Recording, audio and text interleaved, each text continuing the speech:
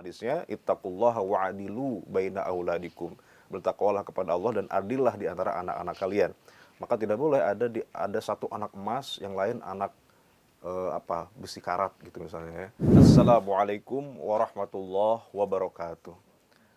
Ayah bunda yang baik hati, alhamdulillah kita bertemu lagi di program Kajian Waris ya. Seperti biasa kita akan coba membahas pertanyaan-pertanyaan yang masuk terkait kasus-kasus waris yang perlu mendapatkan jawabannya, dan insya Allah pada kesempatan kali ini kita akan coba bahas satu persatu. Baik, langsung saja kita mulai dari pertanyaan yang pertama, silakan. Baik Ustadz, ini ada pertanyaan dari Instagram Ustadz, dari Yuli yang berasal dari Sulawesi Selatan. Assalamualaikum Ustadz Wahab. Waalaikumsalam warahmatullahi wabarakatuh. Saya ingin bertanya tentang permasalahan warisan dalam keluarga saya. Ayah saya baru saja wafat sekitar 2 bulan yang lalu. Saya adalah anak paling terakhir dari total 4 bersaudara. Saat ayah masih hidup, hanya sayalah satu-satunya anak yang menjaga dan mengurus almarhum ayah dengan sepenuh hati. Sementara, ketiga kakak saya justru bersikap cuek dan sibuk pada kehidupan masing-masing. Barulah setelah ayah wafat, mereka muncul dan menuntut pembagian warisan secepatnya. Kira-kira 1 bulan yang lalu, ketiga kakak saya mendapat hasutan dari seseorang nih Ustadz. Katanya, saya penyebab kematian ayah karena sering memberi ramuan jamu kepada almarhum secara paksa. Waduh. Meski saya sudah membantahnya, mereka tetap tidak percaya dan memilih melaporkan saya ke polisi. Pertanyaannya nih Ustadz, saya baru diduga menghilangkan nyawa dan belum ada putusan pengadilan. Apakah saya sudah tidak termasuk ahli waris lagi? Apakah ahli waris lain bisa langsung semena-mena menghilangkan hak warisan saya, meski saya baru berstatus sebagai terdakwa? Terdakwa? Ya. Terdakwa sudah? Tersangka atau terdakwa ini? Tersangka. Kalau terdakwa bukannya sudah ini ya, sudah vonis ya.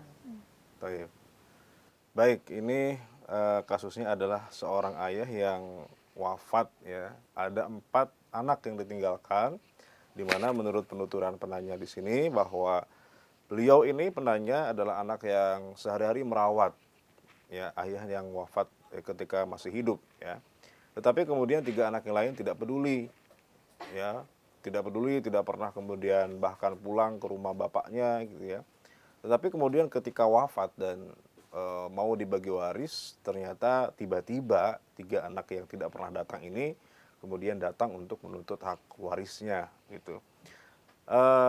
Disinilah memang jadi problem ya, setiap atau banyak dalam keluarga itu kemudian menjadi problem gara-gara ketidakharmonisan atau hubungan antara anak dengan orang tua yang kemudian tidak baik. Itu bisa jadi menjadi bom waktu, terutama masalah warisan seperti ini. Pertama, kalau kita bicara masalah warisan, saya seringkali mengulang ya bahwa warisan itu memang bukan pemberian dari almarhum. Itu adalah aturan Allah Subhanahu wa taala. Sehingga memang ketika kasusnya ya, yang 3 anak ini tidak pernah merawat, tidak pernah peduli, tentu ini adalah hal yang berdosa. Kenapa berdosa? Karena pertama dia memutus silaturahim, apalagi kepada orang tua ya. Tidak pernah pulang, tidak pernah merawat. Yang kedua, tidak kemudian berbakti kepada orang tuanya. Padahal berbakti pada orang tua itu adalah salah satu jalan masuk surga. Ya, ini kesempatan emas yang disia-siakan, gitu ya. Tapi terlepas dari dosa itu, tidak merawat hubungan silaturahim dengan orang tua, tidak kemudian merawat, mempedulikan orang tua, itu satu hal. Tetapi kemudian hal yang lain terkait dengan masalah warisan, ya itu memang tidak ada hubungan dengan masalah bakti kepada orang tua, dengan masalah apakah selama hidup ya merawat orang tuanya, itu memang tidak ada hubungan. Kenapa? Karena waris itu bukan pemberian dari almarhum. Waris itu adalah aturan Allah ya. Mau itu misalnya anak yang tidak pernah peduli sama orang tua, ya kan yang ngasih bukan orang tua, yang ngasih Allah ya.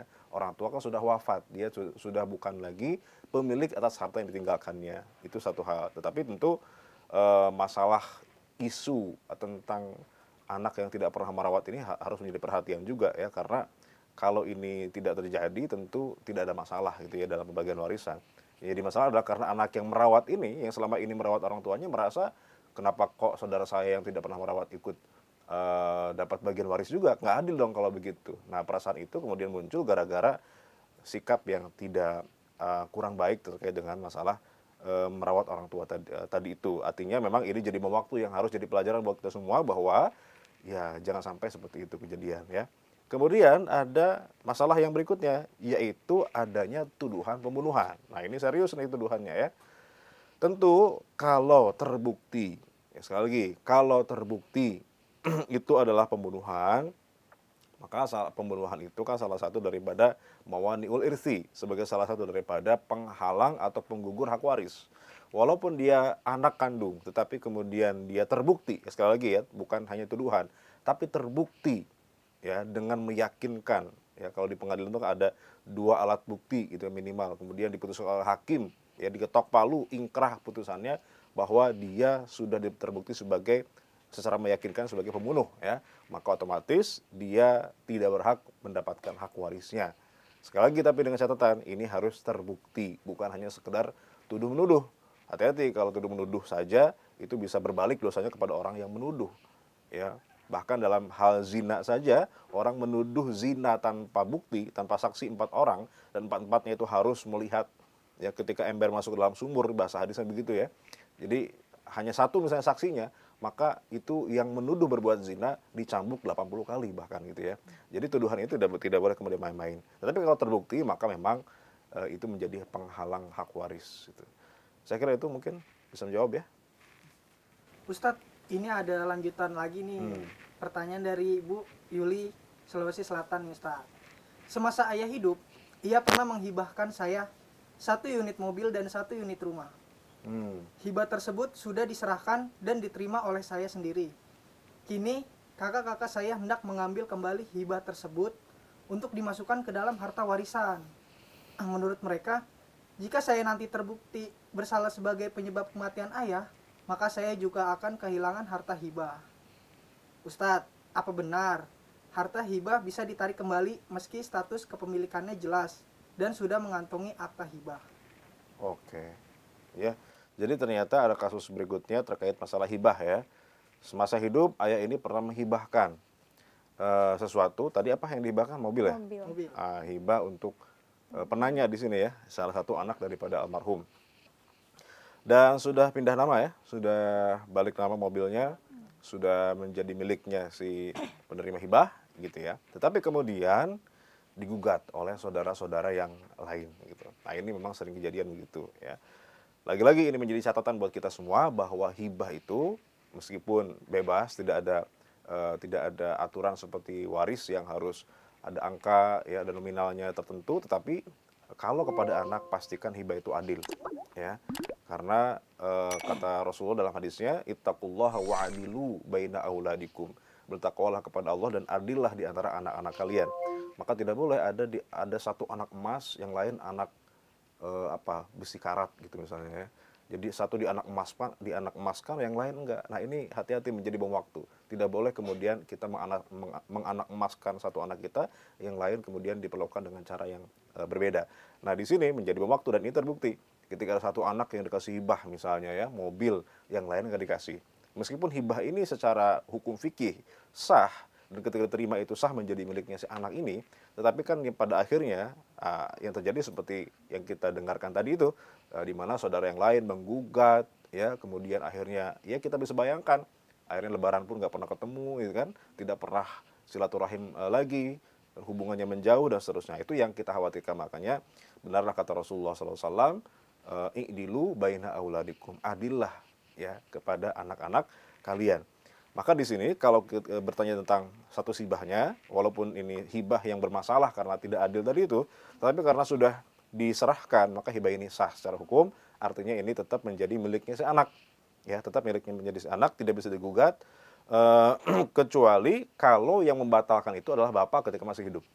Ya, karena ada kepengecualian dalam hadis itu, illal walid fima yu'ti waladahu, ya, kecuali bapak yang memberikan hibah kepada anaknya. Jadi hibah itu tidak boleh diambil kembali. Kata Rasulullah, al-a'id fi hibatihi kal kalbi yaqi'u thumma ya'udu fi qai'ihi. Orang yang mengambil kembali hibah yang pernah diberikan itu seperti anjing yang muntah lalu kemudian menelan muntahannya kembali. Artinya tidak boleh. illal walid fima yu'ti waladahu, kecuali kalau pemberian itu dari ayah kepada anak.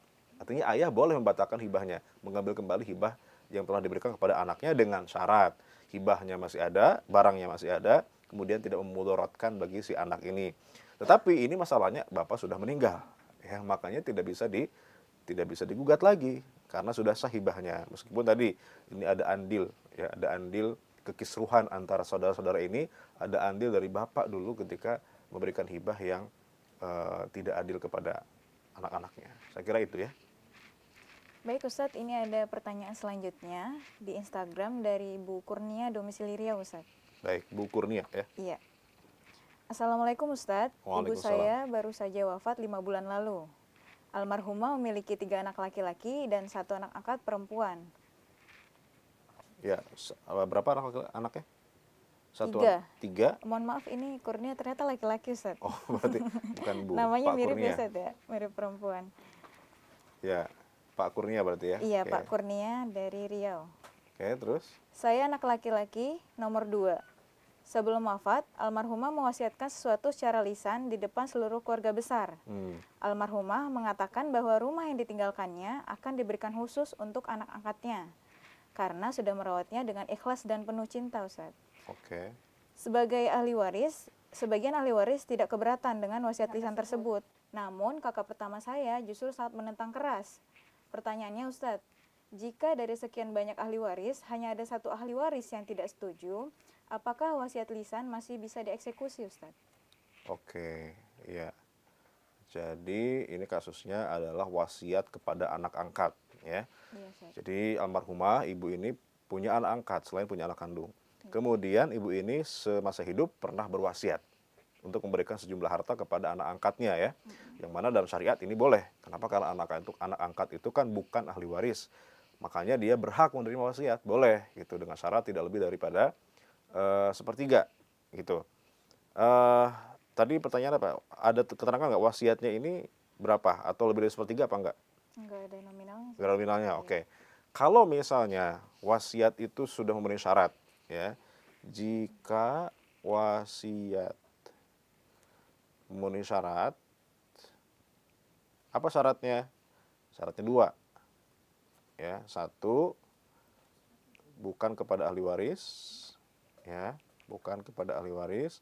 Berarti syarat ini sudah terpenuhi nih, karena yang menerima adalah anak angkat. Yang kedua, tidak lebih daripada 1/3.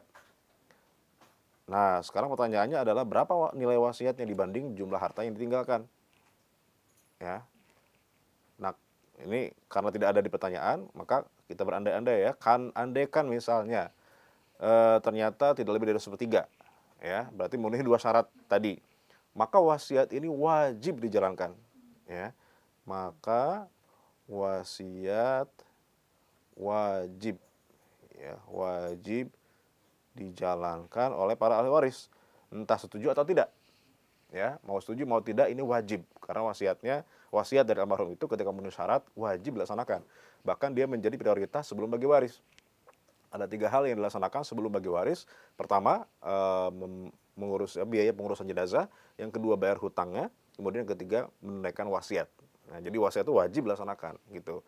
Ya, entah ada yang setuju, ada yang enggak setuju, pokoknya wajib. Karena apa? Karena sudah memenuhi syarat. Nah, tetapi andaikan ternyata lebih daripada 1/3. Misalnya contoh begini, ada almarhum berwasiat, nah tolong nanti kalau bapak meninggal, beliin sapi. Buat apa? Buat kurban buat bapak, karena bapak selama hidup belum sempat kurban, gitu. Beliin sapi buat kurban, itu wasiatnya. Nah, nanti misalnya ketika wafat itu kan wajib tuh, tergantung nanti harga sapinya berapa. Misalnya harga sapinya 20 juta, warisannya cuma 50 juta. Berarti kan lebih dari 1/3, harusnya kan minimal 60 juta warisannya, baru sapi yang 20 juta itu bisa dibelikan untuk wasiat. Nah, tetapi kalau misalnya harta cuma 50 juta, ya solusinya adalah cari sapi yang di bawah 20 juta, yang tidak lebih daripada 1/3 daripada peninggalan, gitu ya. Tetapi kalaupun misalnya nggak ada sapinya, ada yang 20 juta, gitu. Kalau hanya ada yang 20 juta, gitu ya, yang mana itu lebih dari 1/3, maka syaratnya boleh, tapi syaratnya harus semua setuju. Harus semua setuju. Nah, gimana kalau tadi pertanyaannya, gimana kalau ada yang tidak setuju? Misalnya ahli warisnya ada 5, gitu ya. Yang satu nggak setuju nih, oh saya nggak mau, pokoknya 1/3 maksimal, gitu. Yang lain nggak apa-apa deh, kita ikhlas kok, nggak apa-apa, gitu. Karena kan kalau wasiat lebih sepertiga, atau otomatis akan mengurangi hak waris mereka. Yang 4 setuju, yang 1 nggak setuju. Gitu. Gimana penyelesaiannya? Maka yang 1 ini yang tidak setuju, dia harus diberikan sesuai dengan haknya. Ya, di mana wasiat itu tidak lebih dari sepertiga gitu ya. Nah, kelebihan dari sepertiga itu diambil dari hak dari 4 orang yang setuju ini. Jadi masih bisa, tetapi hanya mengambil hak dari yang 4 orang yang setuju. Tapi yang tidak setuju, dia tetap harus diberikan hak penuhnya, ya, di mana wasiatnya dianggap tidak lebih dari sepertiga, gitu kira-kira ya. Tapi kalau dari awal wasiatnya sudah memenuhi syarat dua-duanya, maka wajib, entah ada yang setuju atau tidak ada yang setuju, itu wajib dilaksanakan. Begitu kira-kira, mudah-mudahan bisa menjawab ya. Baik Ustadz, ini masih ada lanjutan dari Pak Kurnia domisili Riau. Ternyata Ustadz, kakak saya hanya ingin memberikan sepertiga dari rumah tersebut kepada saudara angkat kami. Sisanya dibagi waris sesuai syariat Islam. Oke. Setelah dibagi, saya dan adik inisiatif menyerahkan bagian warisan kami untuk saudara angkat kami sebagai bentuk apresiasi atas jerih payahnya dengan tulus menjaga ibu sampai tutup usia. Oh iya. Ada pertanyaan lagi Ustadz. Apakah tindakan yang kami lakukan sudah sesuai syariat ataukah melanggar dan menyalahi wasiat lisan ibu? Oh, berarti sebetulnya akhirnya kan setuju untuk diberikan sepertiga saja kan, gitu ya. Jadi ya sudah, tetapi kemudian yang lain itu punya inisiatif. Iya. Kalau cuma sepertiga kasihan deh, kita tambahin dari jatah kita, boleh nggak? Wah, sangat boleh. Kalau itu berarti namanya hibah atau hadiah daripada ahli waris, diberikan kepada anak angkat yang memang dikenal sebagai anak yang berbakti kepada orang tua angkatnya, bahkan mungkin lebih daripada anak kandungnya baktinya pada orang tua itu. Sehingga anak kandung yang mengerti gitu ya kondisi begitu, berinisiatif memberikan, wah itu hal yang terpuji, hal yang sangat baik dan berpahala gitu ya. Dapat warisan, dapat pahala juga kan, double gitu. Nah, jadi itu sangat dibolehkan gitu, dan dianjurkan bahkan. Gitu. Ya. Cukup? Kita akan lanjut insya Allah di segmen berikutnya. Wassalamualaikum warahmatullahi wabarakatuh.